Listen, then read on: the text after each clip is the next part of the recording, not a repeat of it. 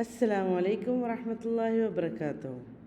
അപ്പോൾ ഇതുവരെ നമ്മൾ ഇസ്മായിൽ നബി അലൈഹിസ്സലാമിനെ കുറിച്ച് പറഞ്ഞു, ഖുസൈനെ കുറിച്ച് പറഞ്ഞു, പിന്നെ ഹാഷിമിനെ കുറിച്ച് പറഞ്ഞു, ലാസ്റ്റ് നബി സല്ലല്ലാഹു അലൈഹി വസല്ലമയുടെ വല്യപ്പ അബ്ദുൽ മുത്തലിബിൻ്റെ വരെ നമ്മൾ പറഞ്ഞെത്തി അല്ലേ. ഇന്ന് നമുക്ക് ഈ ഒരു എപ്പിസോഡിൽ നബിയുടെ വല്യപ്പനെ കുറിച്ച് കുറച്ച് ഈവൻറ്റ്സ് സംഭവിച്ചു. അതായത് രണ്ട് ഇമ്പോർട്ടൻ്റ് ആയിട്ടുള്ള സംഭവങ്ങളുണ്ടായിട്ടുണ്ട്. അപ്പോൾ അതിനെക്കുറിച്ച് നമുക്കിന്ന് സംസാരിക്കാം. നമ്മൾ കഴിഞ്ഞ എപ്പിസോഡിൽ പറഞ്ഞ സംസം വെള്ളത്തിൻ്റെ കിണർ മൂടിയതിനെ കുറിച്ച് നമ്മൾ പറഞ്ഞല്ലോ. ജുർഹും എന്ന് പറഞ്ഞ ഗോത്രം അവിടുന്ന് പോയപ്പോൾ അത് മൂടി അതിൻ്റെ എല്ലാ അടയാളങ്ങളും മായ്ച്ചു കളഞ്ഞിട്ടാണ് പോയത്.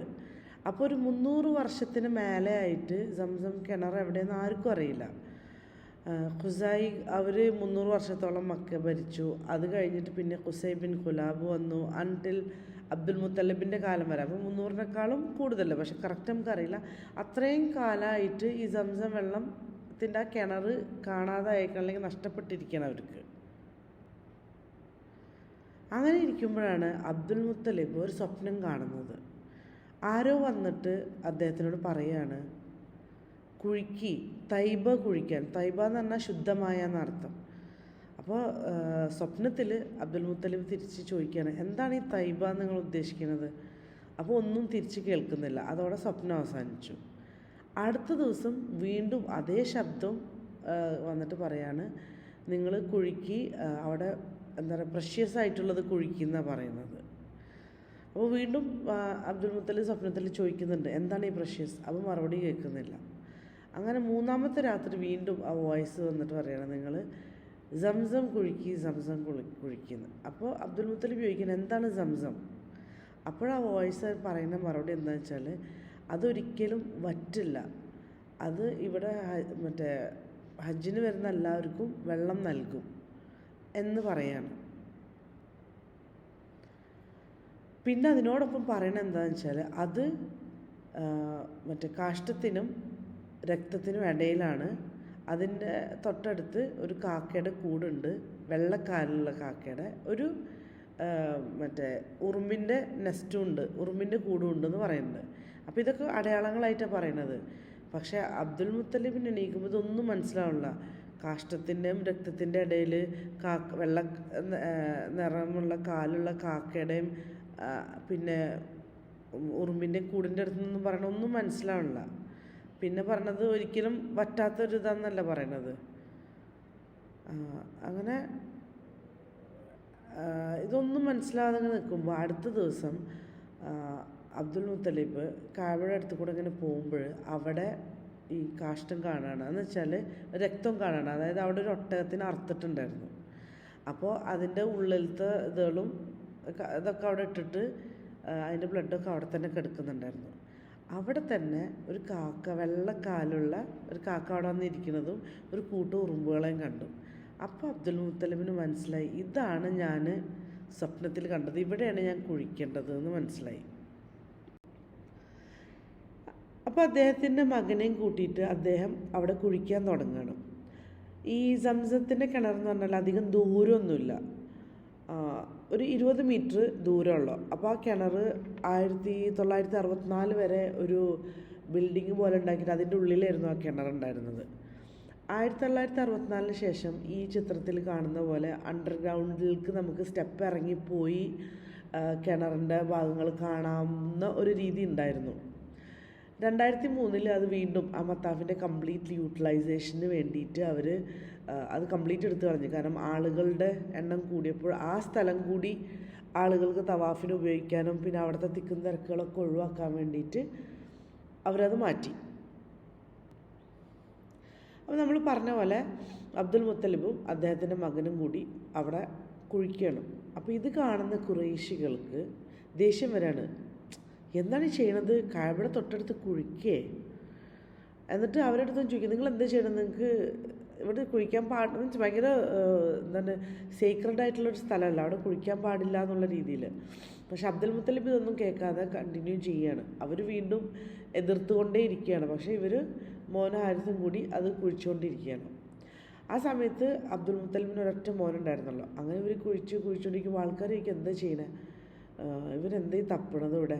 എന്നിട്ട് അബ്ദുൽ മുത്തലിബിൻ്റെ മകനെ അവിടെ വിട്ടിട്ട് അവർ തിരിഞ്ഞ് നടക്കുകയാണ്. ചിലപ്പോൾ പ്രമാണിമാരെ വിളിച്ചുകൊണ്ട് വരാനും എന്തെങ്കിലുമൊക്കെ ആയിരിക്കും. അപ്പോഴാണ് അവർ അബ്ദുൽ മുത്തലിബ് അള്ളാഹു സുബ്ഹാനഹു വ തആലനെ എന്താ പറയുക പ്രകീർത്തിക്കുന്നത് കേൾക്കുന്നത്. അപ്പോൾ അവർ ഓടി വരികയാണ്. അപ്പോൾ ഓടി വരുമ്പോൾ അവർക്ക് അത്ഭുതത്തോടെ അവരവിടെ എന്താണ് കാണുന്നത്, സംസം കിണറിൻ്റെ ആ ഫസ്റ്റത്തെ ആ ഒരു റിമ്മുണ്ടല്ലോ, ഒരു റിമ്മ് അത് കണ്ടു. അതോടെ എല്ലാവരും വന്നു, ഖുറൈശികളുടെ നേതാക്കളൊക്കെ വന്നു. എല്ലാവരും പറഞ്ഞു, ഇതാണ് നമ്മളുടെ വല്യപ്പ ഇസ്മായിലിൻ്റെ കിണറാണ്, അപ്പം നമുക്കെല്ലാവർക്കും അവകാശമുള്ളതാണ് എന്നൊക്കെ, നമുക്കിത് പങ്കുവെക്കാം എന്ന്. പക്ഷെ അബ്ദുൽ മുത്തലിബ് പറഞ്ഞ് നിൽക്ക്, ഞാനാണ് സ്വപ്നം കണ്ടത്, ഞാനാണത് കുഴിച്ച് പുറത്തെടുത്തത്, അത് എനിക്ക് മാത്രം അവകാശപ്പെട്ടതാണ് എനിക്ക് എന്ന് പറഞ്ഞു. അപ്പോൾ അവർ പറഞ്ഞേ ഇല്ലില്ല, ഞങ്ങളെല്ലാവരും ഇസ്മായിൽ അലൈഹി സ്വലാമിൻ്റെ സന്തത പരമ്പരകളിൽ പെട്ടതാണ്, അതുകൊണ്ട് ഞങ്ങൾക്ക് എല്ലാവർക്കും അത് എന്താ പറയുക, ഞങ്ങൾക്ക് എല്ലാവർക്കും കൂടി അവകാശപ്പെട്ടതാണ്. പക്ഷെ അബ്ദുൽ മുത്തലിബ് സമ്മതിച്ചില്ല. അങ്ങനെ അങ്ങോട്ടും ഇങ്ങോട്ടും വാക്ക് തർക്കമായി, വലിയൊരു തർക്കം ഒരു യുദ്ധത്തിലേക്ക് പോകും എന്നൊരു നിലയിലെത്തിയപ്പോൾ ആരോ ഒരാൾ പറഞ്ഞ് നമുക്ക് ബനി സാദിൻ്റെ ഒരു വിച്ചുണ്ട്, ഒരു മന്ത്രവാദിനി, ആ സ്ത്രീയുടെ അടുത്തേക്ക് പോകാമെന്ന് പറഞ്ഞു. അപ്പോൾ ഈ ബനി സാദിലത്തെ ഈ പെണ്ണെന്ന് പറഞ്ഞാൽ ഈ സ്പിരിറ്റുകൾ അല്ലെങ്കിൽ ജിന്നുകളൊക്കെ ആയിട്ട് ഒരു കണക്ഷൻ ഉണ്ട് എന്നൊക്കെ പറഞ്ഞ് ആൾക്കാർക്ക് പലതും പറഞ്ഞു കൊടുക്കുന്ന ഒരു പെണ്ണായിരുന്നു. അപ്പോൾ നമുക്ക് അങ്ങോട്ട് പോകാമെന്ന് പറഞ്ഞിട്ട് അവരെല്ലാവരും അങ്ങോട്ട് പോയപ്പോൾ പറഞ്ഞ് അവൾ അവിടെ നിന്ന് പോയി സിറിയയിലേക്ക് പോയി എന്ന് പറഞ്ഞു. അപ്പോൾ പറഞ്ഞു ഓക്കെ, സിറിയക്ക് പോയി നമുക്കും പിന്നാലെ പോവാം, എന്നിട്ട് നമുക്ക് അവൾ എവിടെയാണെങ്കിലും പോയിട്ട് ഇത് തർക്കം സോൾവ് ചെയ്യണം എന്ന് പറഞ്ഞു. അങ്ങനെ എല്ലാവരും യാത്ര തിരിച്ച് ഷാം, സിറിയയിലേക്ക് ആ ഭാഗത്തേക്ക് യാത്ര തിരിച്ച്. അങ്ങനെ പോണ വഴിക്ക് ഇവരെല്ലാവരും വെള്ളം തീർന്നു പോയി. അവർ മരുഭൂമിയുടെ നടുവിലായിരുന്നു, എവിടെയല്ലാത്ത ചുറ്റും മരുഭൂമി. അപ്പോൾ അബ്ദുൽ മുത്തലിബ് പറഞ്ഞു, നമ്മളിവിടെ കിടന്ന് മരിക്കുകയാണെങ്കിൽ അറ്റ്ലീസ്റ്റ് നമുക്ക് നമ്മളുടെ എന്താ പറയുക ഖബർ കുഴിച്ചിടാം, അല്ലെങ്കിൽ അപ്പോൾ ഒരാൾ മരിച്ചു കഴിയുമ്പോൾ മറ്റുള്ളവർക്ക് ഖബറിൽ ഇടാം. അങ്ങനെ അവസാനം ഒരാൾ മാത്രമല്ലേ ഖബറില്ലാതെ അല്ലെങ്കിൽ ഒരു പ്രോപ്പർ രീതിയിൽ മറവ് ചെയ്യാതെ മരിക്കുള്ളൂ, അല്ലെങ്കിൽ എല്ലാവരും ഇതായി പോവില്ലേ. അപ്പോൾ മരിച്ചവരെ നമ്മൾ അവരുടെ ആ ഒരു കറക്റ്റ് ഇത് ചെയ്ത് കൊടുക്കാന്നുള്ള രീതിയിൽ. അപ്പോൾ എല്ലാവരും കുഴിച്ചിട്ട് ചിലവരൊക്കെ ഇത് ഖബറിൽ ഇറങ്ങിക്കിടന്നിട്ട് മരണം കാത്തിക്കാൻ തുടങ്ങി. പിന്നെ അപ്പോൾ തന്നെ അബ്ദുൽ മുത്തലിബ് പറഞ്ഞു, ഇത് ശരിയല്ല, നമ്മൾ ഇത്രയും ഇതിൽ നിൽക്കുന്ന ആണുങ്ങളായിട്ട് നമ്മൾ മരണം കാത്തിരിക്കുന്നത് ശരിയല്ല, നമുക്ക് എന്തെങ്കിലും ചെയ്യാം, നമുക്ക് ഒരു കാര്യം ചെയ്യാം, ഈ ഭാഗത്ത് എവിടെയെങ്കിലും വെള്ളം കിട്ടുമെന്ന് നോക്കാമെന്ന് പറഞ്ഞു. അങ്ങനെ അവർ സമ്മതിച്ചിട്ട് ഓരോ ദിശയിലേക്കും തിരിഞ്ഞ് വെള്ളം തപ്പിപ്പോയി. കുറച്ച് കഴിഞ്ഞപ്പോൾ അബ്ദുൽ മുത്തലിബിന് വെള്ളം കിട്ടി. അങ്ങനെ അബ്ദുൽ മുത്തലിബിന് വെള്ളം കിട്ടിയിട്ട് അവർ വീണ്ടും നടന്നുകൊണ്ടിരിക്കുമ്പോൾ ഒരാളെടുത്തത്. അപ്പോൾ അയാൾ പറഞ്ഞ്, അള്ളാഹ് നിങ്ങളെ ഈ മരുഭൂമിയിൽ രക്ഷപ്പെടുത്തിയിട്ട് വെള്ളം തന്ന് അള്ളാഹ് നിനക്ക് സംസം കണ്ടുപിടിക്കാനുള്ള സ്വപ്നം കാണിച്ചിട്ടുണ്ടെങ്കിൽ ഇത് നിനക്ക് എന്തോ ഒരു അനുഗ്രഹം ഉണ്ട്, അപ്പോൾ ഇത് നിനക്ക് തന്നെ ആണ് അതിൻ്റെ അവകാശം, അതുകൊണ്ട് ഞങ്ങളെല്ലാവരും ഞങ്ങൾക്ക് വേണമെന്ന് പറഞ്ഞത് വിടുകയാണ്, നിൻ്റെ അവകാശം തന്നെയാണ്, നീ എടുത്തോ, നമുക്ക് തിരിച്ചു പോവാം എന്ന് പറഞ്ഞിട്ട് അങ്ങനെയാണ് ഈ സംസം വെള്ളത്തിൻ്റെ എന്താ പറയുക ഓണർഷിപ്പ് അബ്ദുൽ മുത്തലിബിന് കിട്ടുന്നത്. ഇതാണ് നമ്മൾ പറഞ്ഞ ഒരു സ്റ്റോറി. അപ്പോൾ ഈ സംഭവമൊക്കെ കഴിഞ്ഞപ്പോൾ അബ്ദുൽ മുത്തലിബിന് ഭയങ്കര തോന്നി, ഞാൻ ഭയങ്കര വീക്കാണ്, കാരണം എനിക്കൊരൊറ്റ മോനുള്ളൂ എന്നെ ഡിഫെൻഡ് ചെയ്യാൻ, എനിക്ക് വേണ്ടി വാദിക്കാൻ, അതുകൊണ്ടാണ് ഇത്രയും തർക്കവും കാര്യങ്ങളും എനിക്ക് ജയിക്കാൻ പറ്റാതിരുന്നത്, എൻ്റെ സ്ട്രെങ്ത്ത് കുറഞ്ഞു പോയിന്ന് തോന്നി. കാരണം അന്നത്തെ ഗോത്രങ്ങളിൽ അങ്ങനെയായിരുന്നു, ഏത് ഗോത്രത്തിന് കൂടുതൽ ശക്തി അല്ലെങ്കിൽ സ്ട്രെങ്ത്ത് നോക്കുക, എത്ര ആണുങ്ങൾ അവരുടെ ഭാഗത്തുണ്ട് എന്നുള്ളത് നോക്കിയിട്ടാണ്, എത്ര ആൺമക്കൾ, എത്ര സഹോദരങ്ങൾ, അങ്ങനെ എല്ലാ ആണുങ്ങളുടെ സ്ട്രെങ്ത്താണ് അവർ എടുത്തിരുന്നത്. കാരണം അവർക്ക് തർക്കങ്ങൾ വരുമ്പോൾ ഒരു യുദ്ധം ചെയ്ത് ജയിക്കുമായിരുന്നു പലപ്പോഴും, അപ്പോൾ കൂടുതൽ ആണുങ്ങളുടെ ഭാഗമാണല്ലോ ജയിക്കുക. അപ്പോൾ അബ്ദുൽ മുത്തലിബിന് ഒറ്റ മോനല്ലേ ഉള്ളൂ. അപ്പോൾ ആ ഈ സംഭവം കഴിഞ്ഞ് കഴിഞ്ഞപ്പോൾ അബ്ദുൽ മുത്തലിബ് അള്ളാഹിനോട് പ്രാർത്ഥിച്ചു, എനിക്ക് നീ 10 ആൺമക്കളെ തരികയാണെങ്കിൽ അതിലൊരെണ്ണം നിൻ്റെ മാർഗത്തിൽ ഞാൻ സാക്രിഫൈസ് ചെയ്തേക്കാം എന്ന് പ്രാർത്ഥിച്ചു. അങ്ങനെ അള്ളാഹ് അബ്ദുൽ മുത്തലിബിന് 10 ആൺമക്കളെ കൊടുത്തു, 6 പെൺമക്കളെയും കൊടുത്തു. അങ്ങനെ 10 ആൺമക്കളായി കഴിഞ്ഞപ്പോൾ അബ്ദുൽ മുത്തലിബിന് സമയമായല്ലോ, അള്ളാഹോട് ഞാൻ സാക്രിഫൈസ് ചെയ്യാമെന്ന് പറഞ്ഞതാണല്ലോ. അപ്പോൾ ആരെയാണ് 10 ആൺമക്കളുണ്ടല്ലോ, അതിൽ ആരെയാണ് സാക്രിഫൈസ് ചെയ്യേണ്ടതെന്ന് അറിയാൻ വേണ്ടിയിട്ട് ഇവരെന്ത് ചെയ്ത്, ഈ അമ്പുകളുണ്ടല്ലോ അതെടുത്തിട്ട് ഓരോരുത്തരുടെ പേര് എഴുതിയിട്ട് മറ്റേ ഹുബൽ എന്ന് പറഞ്ഞിട്ടൊരു വലിയൊരു പ്രതിമ ഉണ്ടായിരുന്നു അവിടെ. അവർ ആരാധിച്ചിരുന്ന ഒരു ഐഡൽ ഉണ്ടായിരുന്നു. അതിൻ്റെ അടുത്ത് പോയിട്ട് അവരിങ്ങനെ ഇടും. എന്നിട്ട് അതിൽ ഏതാണോ വരുന്നത് അതിനനുസരിച്ച് അവരിങ്ങനെ നറുക്കെടുക്കുന്ന പോലെ ഇട്ടിട്ട്, അതായത് ആ ഒരു പ്രതിമ അല്ലെങ്കിൽ ആ ഒരു ഇവർ പ്രാർത്ഥിക്കുന്ന ആരാധനാമൂർത്തി ഇവർക്ക് വേണ്ടി സെലക്ട് ചെയ്ത് കൊടുക്കുന്നതാണ് അവർ വിശ്വസിച്ചിരുന്നത്. അപ്പോൾ അബ്ദുൽ മുത്തലിബ് എന്ത് ചെയ്തു, 10 പേരിട്ടിട്ട് അവിടെ കൊണ്ടുപോയിട്ടപ്പോൾ ആരെ പേര് വന്നു? അബ്ദുള്ളാൻ്റെ പേര് വന്നു. വീണ്ടും ചെയ്തപ്പോൾ അബ്ദുള്ളയുടെ പേര് വന്നു. 3 പ്രാവശ്യം ചെയ്തു, 3 പ്രാവശ്യം അബ്ദുള്ളയുടെ പേര് വന്നു. നമുക്കറിയാലോ അബ്ദുള്ള എന്ന് പറയുന്നത് നമ്മൾ മുഹമ്മദ് നബി സല്ലല്ലാഹു അലൈഹി വസല്ലം ഉപ്പ ആണ്. അപ്പോൾ അബ്ദുൽ മുത്തലിബ് എന്ത് ചെയ്ത് അബ്ദുള്ളാനെ കൊണ്ട് കാബയുടെ അടുത്ത് പോവാണ്, ഒരു കത്തിയുമായിട്ട് അറുക്കാൻ വേണ്ടിയിട്ട്, സാക്രിഫൈസ് ചെയ്യാൻ പോവാണ്. അപ്പോൾ അബൂ താലിബ് മൂത്ത മക്കളിൽ പെട്ടതാണല്ലോ. അപ്പോൾ പറഞ്ഞു, അയ്യോ ഇങ്ങനെ ഇവനെ കൊല്ലാൻ ഞങ്ങൾ സമ്മതിക്കില്ല. പിന്നെ അബ്ദുള്ളയുടെ അതായത് അബ്ദുൽ മുത്തലിബിൻ്റെ ഭാര്യയുടെ റിലേറ്റീവ്സ് ഉണ്ടാവുമല്ലോ, അവർ സമ്മതിക്കില്ല, ഞങ്ങളുടെ സഹോദരിയുടെ ഞങ്ങളുടെ മോനെ കൊല്ലാൻ ഞങ്ങൾ സമ്മതിക്കില്ല എന്നൊക്കെ പറഞ്ഞ് എല്ലാവരും വന്നു തുടങ്ങി. അങ്ങനെ അവിടെ ആൾക്കാർ തടിച്ചുകൂടി വന്നു. പിന്നെ അത് മാത്രമല്ല, ചിലർ പറയാൻ തുടങ്ങി, ഇപ്പം നീ ഇത് ചെയ്ത് കഴിഞ്ഞാൽ ബാക്കിയുള്ളവരും അതുപോലെ ചെയ്യേണ്ടി വരും. അപ്പോൾ 10 മക്കളുണ്ടായി കഴിഞ്ഞ് കഴിഞ്ഞാൽ ഒരു മോനെ അറുക്കേണ്ട ഒരു സിറ്റുവേഷൻ വരും എന്ന് പറഞ്ഞു. ഒരു ട്രെൻഡ് പോലെ ആവും, എല്ലാവരും നിൻ്റെ ഫുഡ് സ്റ്റെപ്സ് ഫോളോ ചെയ്യും, നീ ഇവിടുത്തെ ലീഡറാണ് അപ്പോൾ അത് ചെയ്യാൻ പറ്റില്ല. അപ്പോൾ ഓൾറെഡി നമ്മൾ പെൺമക്കളെ കൊന്നുകൊണ്ടിരിക്കുകയാണ്, ഞാൻ മക്കളെയും കൂടി കൊല്ലാൻ തുടങ്ങിയാലോ എന്നൊക്കെ പറഞ്ഞിട്ട് അത് ചെയ്യരുത് എന്ന് പറഞ്ഞു. അപ്പോൾ പക്ഷേ അബ്ദുൽ മുത്തലിബ് പറഞ്ഞു, ഞാൻ പടച്ചോന് കൊടുത്തൊരു വാക്കാണ്, എനിക്കത് മാറ്റാൻ പറ്റില്ല, എനിക്ക് എൻ്റെ പ്രോമിസ് ബ്രേക്ക് ചെയ്യാൻ പറ്റില്ല, അപ്പോൾ അതുകൊണ്ട് എനിക്ക് എന്തായാലും ചെയ്തേ പറ്റൂ എന്ന് പറഞ്ഞു. അപ്പോൾ അവർ പറഞ്ഞ് പറ്റില്ല എന്ന് പറഞ്ഞു. അങ്ങനെ ഒരു വാക്ക് തർക്കം വീണ്ടും വരികയാണ് അവിടെ.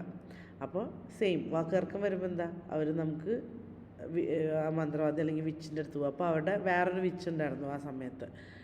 അവരടുത്ത് പോയപ്പോൾ സിറ്റുവേഷനൊക്കെ പറഞ്ഞപ്പോൾ ആ പെണ്ണ് പറഞ്ഞ്, നാളെ നിങ്ങൾ എൻ്റെ അടുത്തേക്ക് വീണ്ടും തിരിച്ചു വാ, ഞാൻ ഇന്ന് വൈകുന്നേരം എൻ്റെ സ്പിരിറ്റ്സ് അല്ലെങ്കിൽ ജിന്നുകളോടൊക്കെ ഒന്ന് സംസാരിച്ചിട്ട് ഞാൻ നാളെ നിങ്ങൾ വരുമ്പോൾ ഉത്തരം തരാമെന്ന് പറഞ്ഞു.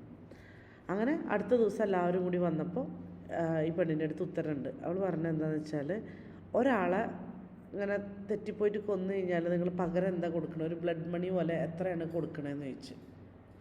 അപ്പോൾ പറഞ്ഞു 10 ഒട്ടകങ്ങളെയാണ് ഞങ്ങൾ കൊടുക്കണതെന്നാണ്. പറഞ്ഞു ഇവൾ പറഞ്ഞ, ഒരു കാര്യം ചെയ്യ്, ഒരു സൈഡിൽ നിങ്ങൾ 10 ഒട്ടകങ്ങളെയും വെക്ക്, അപ്പുറത്തെ സൈഡിൽ അബ്ദുള്ളാനെ നിർത്തിയിട്ട് നിങ്ങൾ ഈ ആരോസ് എറിയാൻ പറഞ്ഞു. എന്നിട്ട് ആരോസ് എറിയുമ്പോൾ ആരോ മറ്റേ ഒട്ടകങ്ങളുടെ നേരക്കാണ് ചൂണ്ടണമെന്നുണ്ടെങ്കിൽ ആ 10 ഒട്ടകങ്ങളെ അറക്കുക. അബ്ദുള്ളയുടെ നേരക്കാണ് ചൂണ്ടണമെന്നുണ്ടെങ്കിൽ വീണ്ടും 10 ഒട്ടകങ്ങളെയും കൂടി 10ൻ്റെ കൂടെ കൂട്ടിയിട്ട് വീണ്ടും നിങ്ങൾ ഇങ്ങനെ എറിയാൻ പറഞ്ഞു. അപ്പോൾ ഇങ്ങനെ എല്ലാവരും കൂടി ഒരു സൈഡിൽ 10 ഒട്ടകങ്ങളെ ഒരു സൈഡിൽ അബ്ദുള്ളാനെ എടുത്തിട്ട് ഇത് എറിഞ്ഞപ്പോൾ വീണ്ടും അബ്ദുള്ളയുടെ നേരക്കാണ് ഈ ആരോസ് പോയിൻ്റ് ചെയ്യണത്. അപ്പോൾ വീണ്ടും 10 ഒട്ടകങ്ങളെ ചേർത്തു, വീണ്ടും ചെയ്തു. അപ്പോൾ വീണ്ടും അബ്ദുള്ളാൻ്റെ അടുത്ത്, അങ്ങനെ അത് 30ആയി. വീണ്ടും അബ്ദുള്ളയുടെ മേൽക്ക് 40ആയി. അങ്ങനെ പോയി 100ആയി. 100 ഒട്ടകങ്ങൾ ഒരു സൈഡിലും അബ്ദുള്ള മറ്റേ സൈഡിലും. അപ്പോൾ ഇവർ ഈ ആരോ എറിഞ്ഞപ്പോൾ ഒട്ടകത്തിൻ്റെ നേരേക്ക് വന്നു.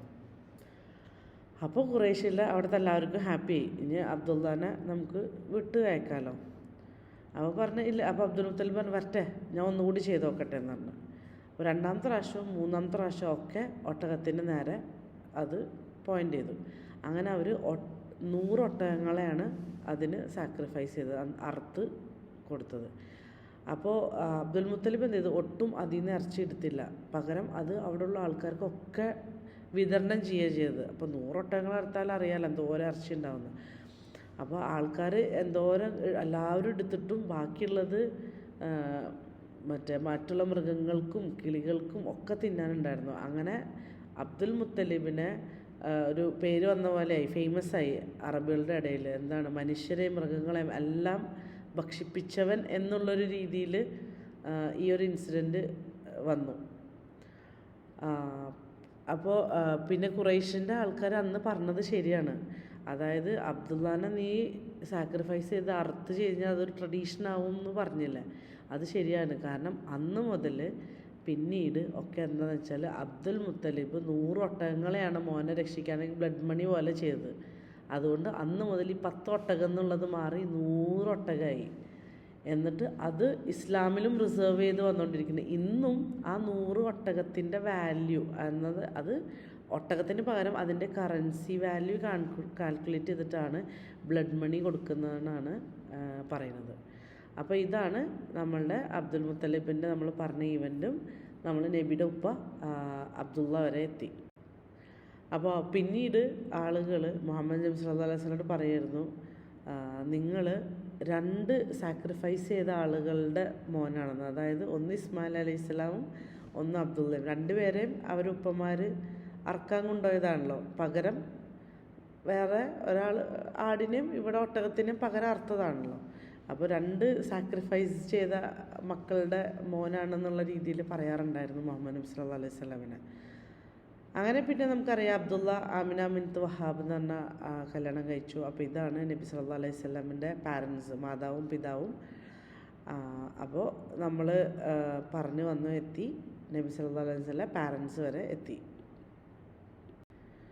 അപ്പോൾ നമ്മൾ നബി സല്ലല്ലാഹു അലൈഹി വസല്ലം പാരൻസ് വരെ എത്തി. ഫുൾ ലീനിയേജ് നമ്മൾ പറഞ്ഞു കഴിഞ്ഞു. അതായത് ഇസ്മായിൽ അലൈഹിസ്സലാം മുതൽ നബിയുടെ ഉപ്പ അബ്ദുള്ള വരെയുള്ള ചരിത്രം നമ്മൾ പറഞ്ഞെത്തി. അപ്പോൾ നമുക്ക് തൽക്കാലം ഇന്നിവിടെ നിർത്താം. നമുക്കിനി അടുത്ത എപ്പിസോഡിൽ കാണാം.